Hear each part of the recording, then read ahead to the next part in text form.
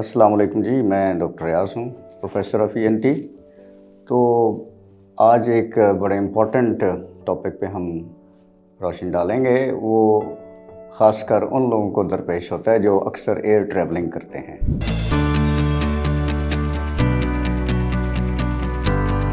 Air travelling में कई दफ़ा कान पे बहुत बुरे असरात होते हैं लोगों को, ख़ासकर जब वो लैंडिंग कर रहा होता है तो कान की बड़ी सीवियर इंजरी हो सकती है, हेयरिंग लॉस हो सकता है। तो इसकी मैकेनिज़्म बुनियादी ये है कि जब हम प्लेन में सफ़र करते हैं, वो हाइट पे जाते हैं तो वहाँ एयर प्रेशर कम होता है, लेकिन जब दोबारा डाउन आएंगे लैंडिंग के दौरान तो बाहर का प्रेशर, कानों के बाहर का फिर यकदम बढ़ता है।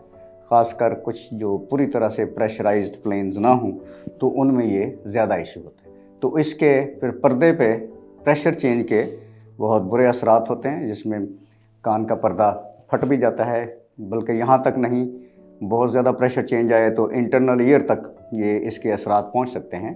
और बाज़ का बहुत बुरी कंडीशन में लोगों को देखा है, पेन भी होती है, हियरिंग लॉस भी होता है, इवन आवाज़ें भी आना शुरू हो सकते हैं। तो ये कैफियत किस तरह से पैदा होती है और इससे क्या हिफाजत तदाबीर अख्तियार की जाएँ, तो ये है हमारा आज का मेन टॉपिक। तो जब तो किसी वो बंदे इसमें ज़्यादा मुतासर होते हैं जिसको कोई फ्लू या गले की इन्फेक्शन रहती हो, और इस इन्फेक्शन की वजह से एक ट्यूब जो कि गले को मिडल ईयर से मिलाती है, जिसका काम ये है कि अगर बाहर एयर प्रेशर चेंज हो रहा है पर्दे से बाहर, तो मिडल ईयर जो अंदर वाली साइड पे है पर्दे से, उसका प्रेशर भी उसके बराबर किया जाए, ताकि अगर उसमें ऐसा ना हो कि एक तरफ नेगेटिव प्रेशर पैदा हो के पर्दा बुरी तरह उधर को खींचे और यहाँ तक कि वो पर्दा रप्चर भी हो जाए। तो ख़ासकर वो पेशेंट जिनको फ्लू अक्सर रहता है, एलर्जी का शिकार हैं, गले की इन्फेक्शन रहती है, वो उनमें ये जो ट्यूब है गले से कानों को मिलाने वाली, इसमें अक्सर सोजश हुई होती है। और अगर वो बंद हो बिलफर्ज और उस दौरान कोई प्लेन पे जाता है, तो क्योंकि प्लेन में चाहे प्रेशराइज जहाज़ भी हो, जब वो टेक ऑफ करता है और लैंडिंग करता है तो उसमें एयर प्रेशर का तब्दीली ज़रूर महसूस होती है बाहर से, ठीक है जी। तो जिनकी ये ट्यूब बंद होगी उनको बड़ा मसला होता है उस दौरान, क्योंकि टेक ऑफ के दौरान तो फिर भी मसला ज़्यादा सीरियस नहीं होता, क्योंकि टेक ऑफ के दौरान बाहर का प्रेशर कम होगा और मिडल ईयर के अंदर जो हवा है वो ऑटोमेटिकली भी बाहर निकल सकती है। लेकिन सोजश हो तो फिर वो बंद होगी, तो उसमें फिर बंदे को कान के ऊपर बोझ महसूस होगा, ठीक है, प्रेशर चेंज की वजह से। लेकिन ज़्यादा ख़तरा होता है लैंडिंग के दौरान, कि जब अंदर का प्रेशर तो कम है मिडल ईयर का, जो कि पर्दे से अंदर वाली साइड पे है, जबकि बाहर वाला प्रेशर यकदम बढ़ा लैंडिंग के दौरान, तो वो पर्दे पे इतना प्रेशर आता है कि पर्दा फट जाता है अक्सर। तो अगर वो ट्यूब जो है जिसने प्रेशर इक्वलाइज करना होता है, अगर वो उस वक्त खुली ना हो।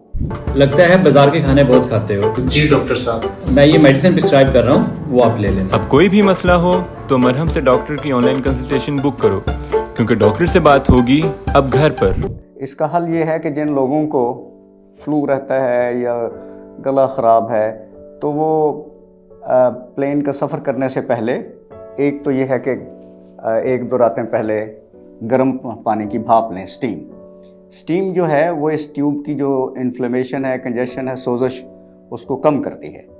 एक तो ये अमल कर लें। दूसरा, इस ट्यूब की जो कंजेशन है उसको कम करने के लिए कुछ मेडिसिन भी हैं, ठीक है, डीकंजेस्टेड हम मेडिसिन।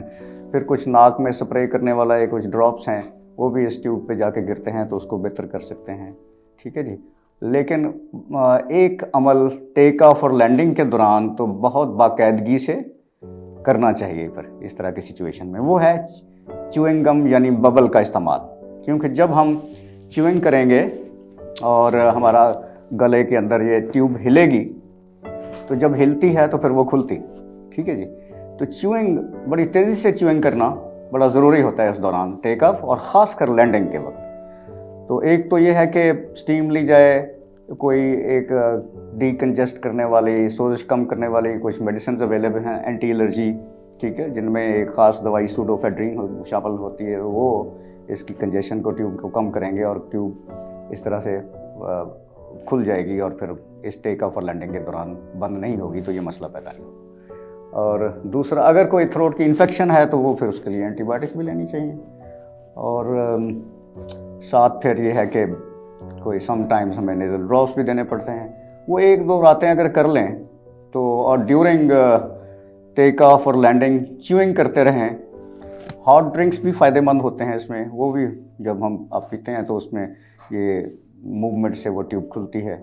इसको बैरोट्रामा बोलते हैं। बैरो मीन्स एयर, एयर के प्रेशर की वजह से जो ट्रामा होता है, कान के पर्दे में फट जाता है, इसमें सुराख हो जाता है और अंदर तक प्रेशर जाता है, तो ये बैरोट्रामा से बचने के लिए ये जो मैंने जिक्र किया, ये प्रिकॉशंस करें। और फिर भी अगर खुदा न खास्ता हो ही जाए तो फिर डॉक्टर को दिखाना चाहिए। और इसमें यह है कि फिर अगर इस तरह की जो सीवियर पेन हो आप लैंडिंग के बाद, तो किसी किस्म के ड्रॉप्स मत डाले जाएं, क्योंकि कान का पर्दा जो रप्चर होता है वो उसको ड्राई रखना होता है, वो खुद से ही हील हो सकता है, थोड़ा सा एंटीबायोटिक कवरेज देने की ज़रूरत होती है। तो उसमें ड्रॉप्स हरगिज़ ना डालें। अगर आपको लैंडिंग के बाद पेन शुरू हुई है तो कान में अगर ड्रॉप्स डालेंगे या पानी चला जाएगा तो फिर उसकी वो बैक्टीरियल इन्फेक्शन भी साथ हो सकती है, तो ये अवॉइड करना चाहिए और डॉक्टर को दिखाना चाहिए। तो इस तरह से ये प्रिकॉशंस और मेडिसिन से ये सूरत हाल को अवॉइड किया जा सकता है या ट्रीट किया जा सकता है।